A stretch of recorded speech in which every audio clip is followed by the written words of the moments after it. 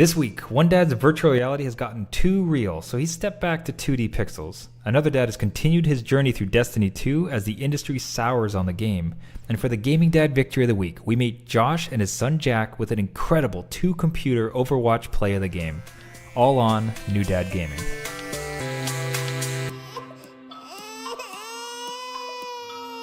The adult beverages are poured, the kids are asleep. Welcome to New Dad Gaming, a show about fatherhood, gaming, and new fathers figuring out their gaming lives.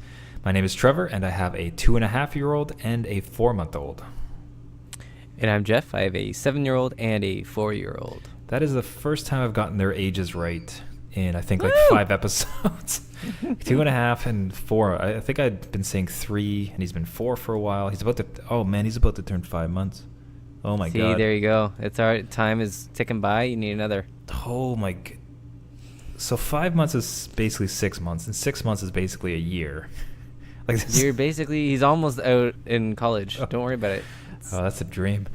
I hate to say it that way, but there's just some moments when you're with them and you're thinking like, when you're a teenager and beyond my responsibility, this is going to be great. Yeah. Well, even I get that now. I get the Facebook memories. I'm like, oh, look how cute he was. And then I remember the next 5 minutes of that cute photo. It was a mess on the ground. He was screaming at the top of his lungs. Yeah, and then slow pan up and your current son is like setting the curtains on fire. You're like, oh yeah. Yeah. This is so much better. Oh, but yeah, so I'm going to have to... What was great is that last week I had teased the thought that like we're struggling through the terrible twos. And I was going to ask you some questions, and I proceeded not to bring it up again for the entire episode. We got distracted. That's it. So we're going to swing that back around.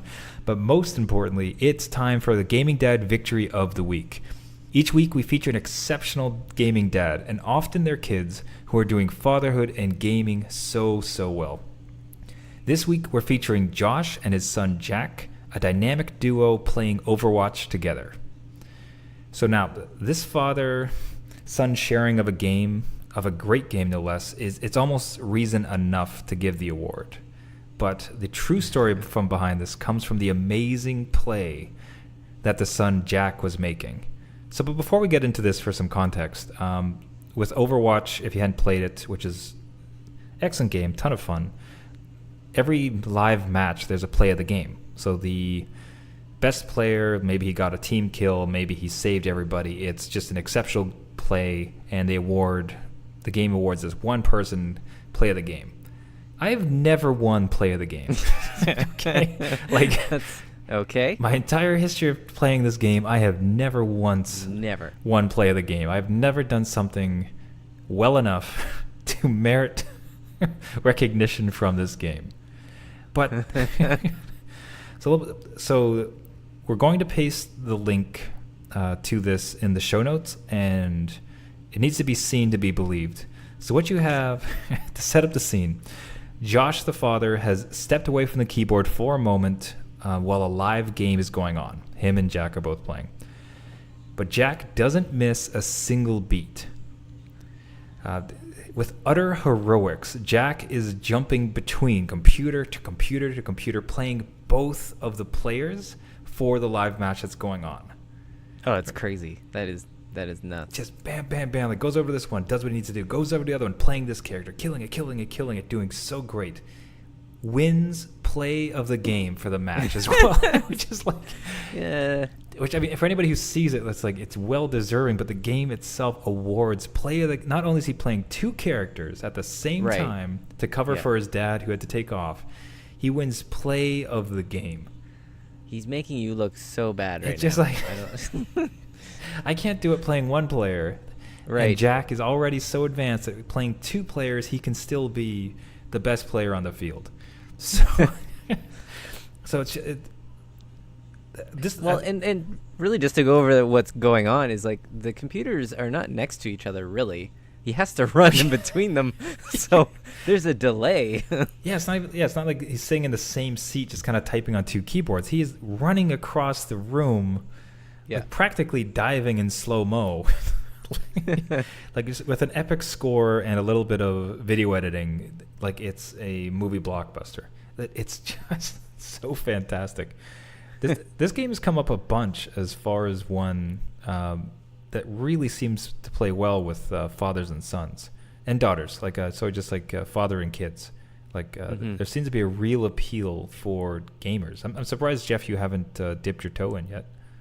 Well, I did. I just found it overwhelming. I don't know how anyone could tell what's going on. So here you are throwing shade at me. Oh yeah, I was in there, I was completely clueless. There's so much going on screen. I'm like, there's so many colors. Everything's saturated. I don't know what to hit. I don't know who's on my team. I have no idea. So he's way better than me. And oh man, so the so he's turning 10 years old. He's already well surpassed my abilities. So he seems to. So when he was 6 years old, the father had built him a PC, and he favors PC over consoles. So he's joined the PC Master Race. Right. They've both been into Overwatch now for about a year and a half, and it's just been a great activity for the both of them. So and again, I think we touch on this almost every week. It just really gives you hope that if your kids are into video games, like you can get to this level of co-op and enjoyment together. Like it's really reassuring, hopeful, man. It is a ray of hope. It's hopeful, yeah. Compared to what we started the show with. On such a downer note, but man, this is just a fantastic example. So hats off to our Gaming Dad Victory of the Week recipient, Josh, and to his incredibly talented Overwatch playing son, Jack. Keep up the gaming, gentlemen. If you'd like to be nominated for the Gaming Dad Victory of the Week award or know somebody else deserving, please send along the information to us on our website at newdadgaming.com. Yes. Yeah, so did you yourself get in any gaming these last few weeks? You know what? I've been so deep into VR. You've gone so far into the reality that is virtual. Yeah, I had to take a little break. My eyes were just not having it. I was in Skyrim for lots of hours, and I felt that like I would get like an eye twitch during the day. I'm like, wow. I need to stop. I need to slow it down. So completely opposite of in virtual reality and feeling a world and being in that world, I went back to the 2D version of Stardew Valley. Oh my god. Which is totally out of the 90s graphics, pixels. That could just taking it easy. That could not be further away from virtual reality. Yeah, I know, right? Like that is what an unbelievable jump. Like how did that play out? Like was it refreshing? Was it boring? Like how on earth did you make that transition? It was like I'm definitely excited about VR. There's a lot of good things happening in it. It was a burnout. I had my eyes weren't working properly. I just didn't really feel like diving into they're very serious games in VR. Like you really have to be looking around and being active. I just kind of wanted to lay on the couch and, half asleep, kind of stumble around on my farm. So that's what I did. And my wife watches me. That's the only game she'll watch me play. So it's kind of nice. a little relationship experience, and married in the game. So that's there. Like to her or to someone else? Because that would get really awkward. It's to someone that has the same hair color as her. So I don't know. Does that count? I don't know. My Stardew Valley wife doesn't ask me to take out the garbage. We have a kid in the game now too, so it's like exactly like real life. I just need another one to fill it out. But complete 3D, utter immersion into absolute flat, barely any pixels on screen. Not that. And you had a great time. Yeah, no, it's great. I'll get back into VR. I'm not putting it down for very long. Yeah, we're going back there, so it's a matter of time. So what were your playing sessions on what were you doing at any one time? I don't know that I've ever spent more than 2 hours in VR at one time. It was I'll play for 5 minutes, and it was 10:30 at night, and I took the thing off. It was 1:30 in the morning. Ooh, jeez, and okay. Honest to God, that time was a blur, and it was in Skyrim, and I didn't want to be in Skyrim. I wanted to try some other games. I wanted to finish Until Dawn, the Rush of Blood. just to do it. Like I think you said you did it the previous week, so Yeah. I wanted to finish it off. But no, I got stuck in Skyrim, discovering new areas. That's just super cool, and I was having a fun time. Be nice if. So that makes me excited for when I do eventually get in there as well. But I don't know if you've read any of the stories online where the people will fall asleep while wearing the VR helmet, and then they Really? and then they wake up, and that sensation of waking up in VR, Oh man, that'd be freaky. because there's just you don't quite have your bearings. You're and not all of a there sudden- yet. Yeah, you're like, Yeah. okay, I'm in this strange world. What the heck's going on? Wow, no, that I do not want to do that. I'd be waking up in front of like my companion in a snowy mountain cap. Oh, yeah, I think Skyrim. it'd be utterly terrifying. So I'm trying my best not to get it. Oh, but yeah. How So about you? yeah, so from my side, Destiny has kind of kept me hooked, which was Destiny again. Whoa. yeah, like I didn't. It's bizarre because I was so, as reported, like I think it was probably 4 weeks ago. Like I was done. I had one character. It's like, all right, well that's good. Did it. And I'd moved on to other things, and then a number of events came in. Watched a couple videos. There was an update, and off I went. And I'll say at this point too, like so I almost have my third character up to a 300 power. So with Destiny 2, you have light power, your weapons. This one's a 72. This has 72 power. This one has 100 power. This has 200. And you also have armor, and then if it on average comes out to whatever number, and then you have that much power, you're that much powerful in the game. With a cap of, I think with the expansion release, it went up to like 360. But I didn't buy the expansion, so I think the highest I can get is like 310, 320, whatever. For me, it was like once I get to 300, they're done. So yeah, so I chose a different class. There's 3 classes in the game: Titan, Warlock, and Hunter. I blasted through with a Warlock, and the funny, it is so much faster to go through the second and third time. The first guy, I remember it took me forever to get him up to 300. Oh yeah. But this next guy, the thing is, like, you can share armor in between characters. So as soon as you reach a level, it's like, okay, this armor is only for level 14, but its power is ridiculous, right? So you just get catapulted up. And the thing about the way that what I learned about the game is that it gives you random gear based on your level, your light level, like how powerful you are. So if you're, if you were 100, but then you got this super item, now you're 200, all your new items are going to be around 200 and more likely up. Oh yeah, so these guys just catapulted. It was like, it was much simpler than the first guy, but still a bit of a grind. But it's good. It was just enjoyable. Like it was okay.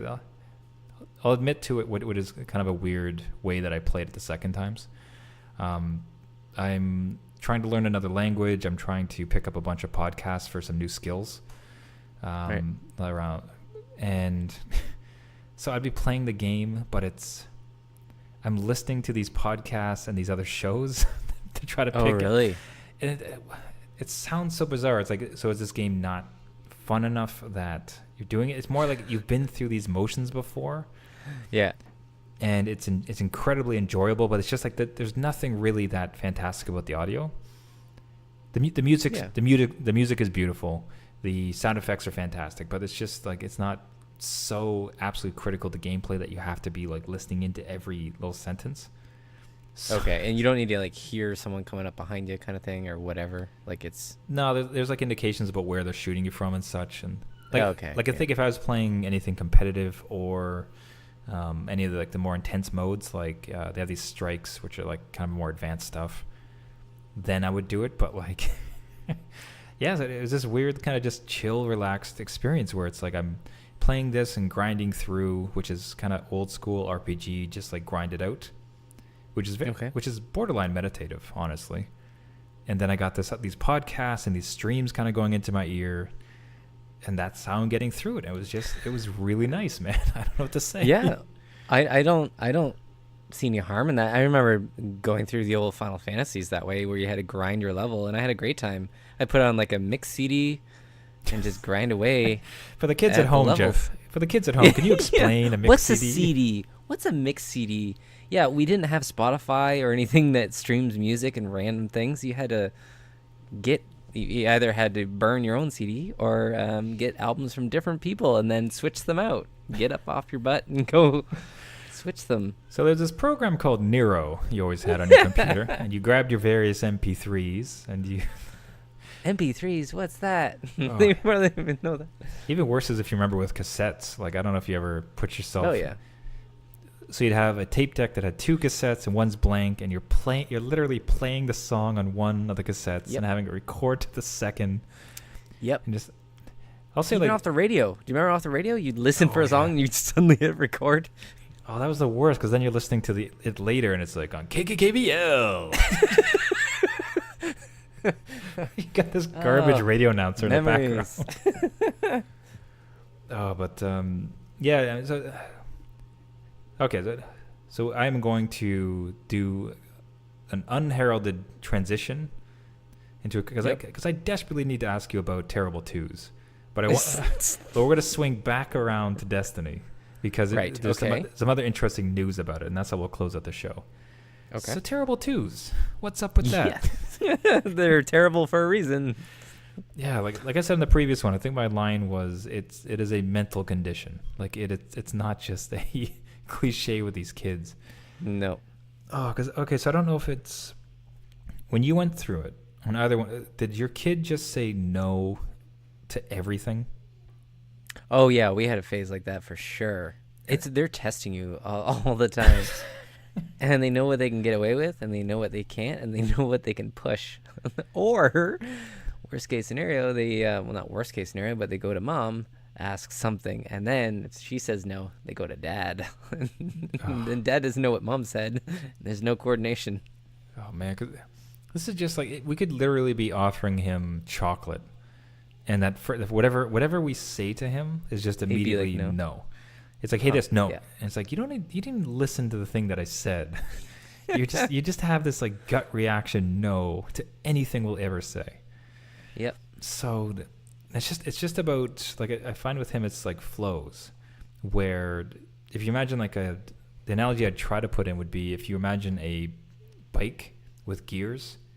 Okay. That if he's kind of moving in a direct, like it's kind of like if you start moving him in a direction, it's like first gear, second gear, third gear, you can get him going. It's momentum, and that progression of gears makes it easy. But if you don't work with that flow, it's like turning and then trying to start on like 18 gear. Like, it's so hard. Like, you just can't do it. Like, it's utterly opposed. Like, we have such a difficult time if you're not like shifting with his energy and trying to kind of direct him towards something, as opposed to like hard stop, now we gotta go do this. Right. Because of course first he says no, and then if he burrows down into that no and decides that like, okay, this is my religion now, is just not doing that thing you need me to do. Yeah, I like, again, they're gonna, I remember, what is it, my oldest, he didn't say no because he was talking like crazy at 2. So he would say no, but in a way that he would explain it why it's bad. Like, no, I'd want this because it would make me go to the bathroom and I can't play as much. Like, he would explain it to me on those kind of terms, not like that succinctly, but it was hard to argue with him because I could see he's getting close to just having those brainwaves and just outsmarting me, like, already at that point. I'm like, you know what, kid? just wait till he picks up Overwatch, then you're screwed. Yeah. Settle down. My the youngest was much easier, much quieter, but had his no phase. It was short-lived though, because he realized that if he said no a lot, he put us in a bad mood, and he wanted us in a good mood. He wanted to be in a good mood, and then he gets the stuff he wants, right? Everything else is just trial and error all the time. Just constant, yeah. But so it's testing, man. Like, we're just trying to come at it with patience. I think like a lot of it too. Like, I'm trying to find ways that I can just tire him out, and I mean that honestly. It's just like he has so much. Like, we've covered it before. He has so much energy. Yeah. To the point where I feel bad for him sometimes, because it's like Well, I mean, it's like time to go to bed, and he is just on. He's just wired up. He is in the stratosphere, and not from sugar or not from some sort of event. He's just like every little muscle in his body is just pulsing with energy, and I'm asking him to like lie down and be quiet. Yeah. So I mean, I'm doing things like we are just literally running outside, like as much as he's willing to do that, just so that like I can try to like burn off some of that energy. Yeah. Like I wish, as soon as like I'm hoping like with some sports or we can find some real super physical activity that he can get into. Yep. Just to be able to consistently be able to like, hey, you love playing soccer. Let's go play soccer for like an hour. Right. So I'd say swimming is his only one. Like you can get him to go swimming for 2-3 hours easy. So that's wow. So that's kind of our go-to. Yeah, and he'll just like run. The thing is, like, you have to as well, which really speaks to my need to stay in shape. Because like, I don't know, call it like the kid health plan. Yeah. See, I could see relating it to video games. You're just upping his max energy level. Right. He'll adapt, and then he'll get that next skill level up. Man, Keep pushing. I terrify myself sometimes. There's this. I watched a documentary once, and it was on this kid who scientifically had been built with extra energy. Like his muscle mass and his muscle density was just entirely different than other kids. Like his strength was like he had way too much strength. Yeah. Right? It's like normally your kid, even of your size, you should be able to lift this, and he's like lifting double. So the dad's talking about, and he's rather like a normal looking kid, like relatively well adjusted. He just has energy for days. So like the dad would have to take him to a rock climbing gym at like 9 at night, just to let him go up and down like a bunch, because he's got too much. He has to like burn it off. And there's parts of me that think like, okay, so are you one of these kids? Should I get you tested for this? I have heard trampoline places, though, for some reason, just take it out of them. We have tried that. And oh yeah. Oh yeah. We've gone, I think, like twice, and the best part is like no effect. He certainly loved it, and I think like it definitely got the let out for sure. Yeah. Best part is like the second time he went though, it's just like he so perfectly pinpointed the one thing he's not supposed to do. Okay. And did it. Where like there's this like ramp one, and then like there's kind of like a non-foam area. It's kind of hard to get to. So the first thing he does is monkey his way up there, and he's kicking about, and then he has this poor minimum wage employee like staring at him, and then looking back at me like looking back at him, and he's just laughing, and I'm staring at it like, okay, so I'm gonna have to try to wrangle him down. And of course I go and get him. No, and I'm like, come on, this like. So for a lot of it, I ended up just I worry it was almost catharsis for myself, but like I ended up they had one of those foam square pits. Oh yeah. So I mean, I was like hurling him like 8 feet in the air, just like just flinging him about, and he's laughing his head off. But if you picture like that, like swinging motion, like full speed 1, 2, 3, and then you let go, it's like that, but just basically as hard as I could throw him. Jeez. Oh, he loves the thrill, and then he would climb out, and he runs right back to me again. Right. And then, like I said, I look back at some of the photos. I'm like, these don't look that good. Not exactly the safest mode, but No. But he seemed to like it. But yes, I don't know. Any other like ways that you guys dealt with either of your kids as they went through the terrible twos? Again, it's trial and error is not what you want to hear, because it's a lot of trial and a lot of errors, but what worked for one kid didn't work for the next kid, so I don't want to build that into you. Listen, man, I just need to get through this year. So yeah, so I don't know, we kept routines, we made sure that he was going to bed at the exact same time no matter what, supper at the exact same time, no matter what. And that's hard to do, just even those two things, because life happens. You got another kid that's happened. And it's hard to stay on track. But we found the schedule is probably the best thing to do. But again, he'd go to his room to bed. He wouldn't necessarily sleep. So he plays that. He had his moments. Yeah, he does it. So he'll go down to sleep. Like he'll let me. He put on a blanket. Like we've read a bunch of books. He's in blanket with his animals. The lights are off. But then you're watching the camera, and he just goes for like another hour. Oh God. Yeah. And I'm not gonna go in and like yell at him to sleep because he's just not quite ready. And eventually, he definitely goes down. Yeah. That's what he's got, man. And he wakes up and he's raring to go. He's ready to go. Yeah, I never understood that. They could stay up to whatever hour of the night, not get enough sleep, and then wake up ready to go again. It is the dumbest human part. It is so unfair. I have so many things to play and do. Right, exactly. Come on. But then we wake up and we're, just miserable, so tired. Yeah. And they start off at like 120. Like, yeah. You guys need coffee first, and then you can at least try to break the day.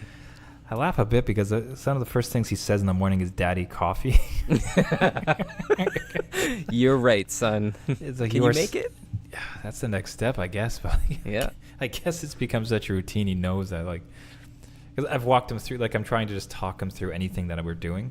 It's like, okay, now we're gonna make coffee. We're gonna put it into here, and then get some water. Just try to get all the words going. Yeah. And every time, so some of the ways he greets me in the morning, like, "Daddy, coffee." Like, oh, you are so right. How'd you know? That's amazing. Good boy. Good boy. Yeah. Okay, so there's no hope.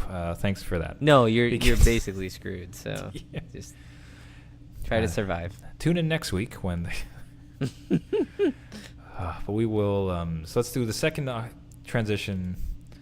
No smoothness to it. Right back to Destiny 2, because what was interesting about it is a report came out from an analyst deriding the game, really. Like, it was talking about how they have real concerns about the effect of Destiny 2 on the company's stock price, because they're not sure with the current unhappy player base and the players leaving the game that they're going to be able to meet monetization goals for the year. Right. So from that, based on the furor from the forums and Reddit, as well as numbers off of Steam, where else you get some player numbers. Like, let's say for the first Destiny at this time in its life cycle, there was 10,000 players. Now concurrently, this time now there's only 7,000. So there's concerns like, okay, you guys have not built a good enough product to keep people engaged, and there's all this backlash from the way you've monetized things. So they're concerned about what the long-term health of the game. So that was, of course, the flashy headline that went all over the place. Any gaming site, Destiny 2 in trouble, Destiny 2's future in doubt, just based on this one analyst. It's just so interesting news enough. I mean, obviously, we've covered kind of the whole loot box monetization nonsense before, but more interesting I found is just the thought of games and these companies as massive public entities, as opposed to dealers of this enjoyment and dealers of this hobby that we kind of had as kids. Like when you hear, this game that you like, specifically though, I mean, you as a question, when you hear that this game is going to affect the company's bottom line and there's worry about its long-term viability, how does that strike you, given your history with gaming? Oh, it's horrible. I feel like the one that did it for me, just to see, kind of give an example, it was Final Fantasy 15. Mm-hmm. So they had first of all, the game wasn't that great. Then they came out with DLC. I'm like, what are you doing? Now you're adding DLC onto an RPG of, one of my favorite games ever is Final Fantasy series 6 and 7. Mm-hmm. And those were games that were complete and done. And I spent tons of hours in them, completing them more than once and finding all the nooks and crannies. So now you got the DLC. They came out with a mobile game, which I don't know why they would do that. An anime series that kind of explained portions of the story, and then a movie. like a full CG movie. Jeez. So it's like they're putting it out as like almost like this whole Super Bowl of video games. Like it all has to happen at once. There's merchandise happening. There's all these other little mini games happening with the larger announcement, and it's just like it sucks the fun out of it. It sucks the magic out of it for me, at least. I kind of look on games as like they put so much into it. They give you what you want. They give you this experience, and then they support the game, maybe patch in some stuff that's not working correctly, but then everything's there. And if you want more, then maybe there's some DLC. But there's not like, hey, there's a mobile game. Hey, we're losing players. We need to integrate more loot boxes or custom costumes that cost you money. Like, I don't want to see that stuff in my games. I know there's a market for it, but it just cheapens it for me. Though it doesn't cheapen it for them. Obviously it works. And even other games like Grand Theft Auto 5, it has a multiplayer component, it has a single player, but then there's those shark cards that you can buy. It's just like you're cheapening my experience with the game. I want to play your game. Please don't show me the money, basically. Like, I showed you the money at the register. I don't want to see it online all the time. I gave you my vote of confidence. Yeah, I don't know. Like it feels kind of like this is the really awkward teen phases. I mean, yeah.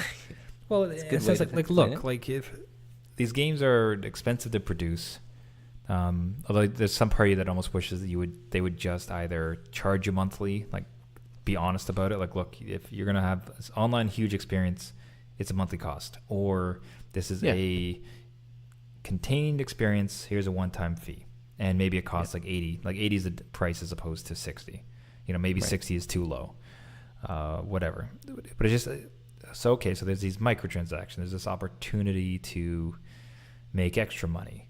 And some people want to pay money. I mean, it's this weird... Right, like I don't know how they tier it now. It's like I don't want to necessarily care about it. I mean, off the top, as far as Overwatch, like playing that, like you don't really get any particular sense that like it's affecting anything, and they do it just like if you want to look a certain, like really cool in a certain way, we're selling some extra things, like here they are, but that's about it. Like I think there's people are just struggling in how to, the industry is just struggling in how to properly, clearly, and without angering the fan base, implement some extra monetization, which if there's need for them, if you're being just super greedy, it's worrisome. If you're trying to help support dev efforts and you're producing great stuff, great. Again, like we'll come back to the example. Like we've hit on this a few times. Horizon Zero Dawn, that DLC, right? Extra money for the developers.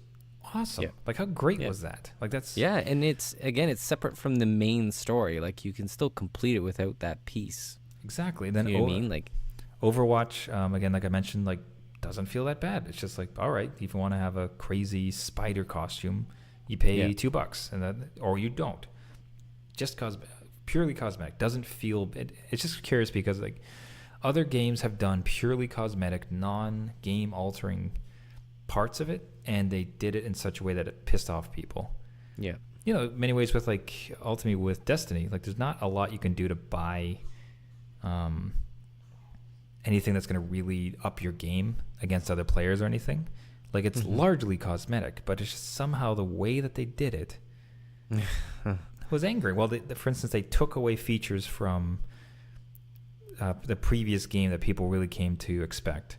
They took away existing modes that players of the vanilla purchase had when the expansion came out. Like, you know what I mean? Like there's just that implementation. Yeah, you can't do that because like now what are you doing? Like now you're changing the game and you have to buy this added piece for what you had. Yeah, so I mean like it's they can there must be a way to do it without angering people. There's a few bright examples where it happens.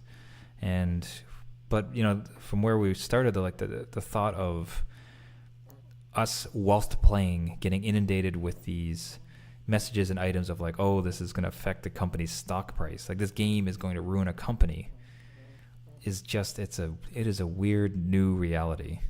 Yeah, and I don't know exactly how much of that is true either, because I read online with the EA and Battlefront 2, like they said the loot boxes, taking all that out, would not affect their bottom line. So are they just being greedy then? They just throw that in there because they know people will buy it? Yeah, just And it still did pretty well. Like, I know there was a big, boycott. I know I didn't buy it. I canceled my pre-order, but they still topped the charts and came out pretty well in numbers. Yeah, it's gonna be curious to watch that game. Like, where does that exist in 5 more months? Right. But and we'll see what happens in the future. Like you said, weird, awkward teenage phase. We just need to clear up our face a little bit. Get out there, get a little bit more mature, pull up our pants, and get a job. Get our driver's license or beginner's permit. Yeah, that's right. Borrow Dad's car and drive off to our first job at McDonald's. But on that note, though, we'll wrap it up here for the week. Thank you, everybody, so much for listening. This has been New Dad Gaming. If you'd like to get a hold of us with questions or show ideas, anything else, you can find us at our website at newdadgaming.com. That's newdadgaming.com. If you'd like to find the podcast, you can find it on iTunes and Google Play or any other podcasting services. We're on social media with Facebook and Twitter if you want to reach us out that way. And we'd very much appreciate a subscribe, a like, and a pass along to any other dad who games. Thank you so much for listening. Until next week, my name is Trevor, and I have a 2.5-year-old and a 4-month-old. And I'm Jeff. I have a 7-year-old and a 4-year-old. I should have said a terrible 2.5-year-old. Except, sorry, when you put it like that, sentence structure makes it sound like he is terrible, as opposed to acting terribly. I have a terribly acting 2.5-year-old, but lovable. It's out there now. Yeah, too late. We're done. That's it. He can hold that against me when he wants to borrow the car someday. Remember when you said this to the internet? Oh, son. All right, Jeff. See you next week. See you later.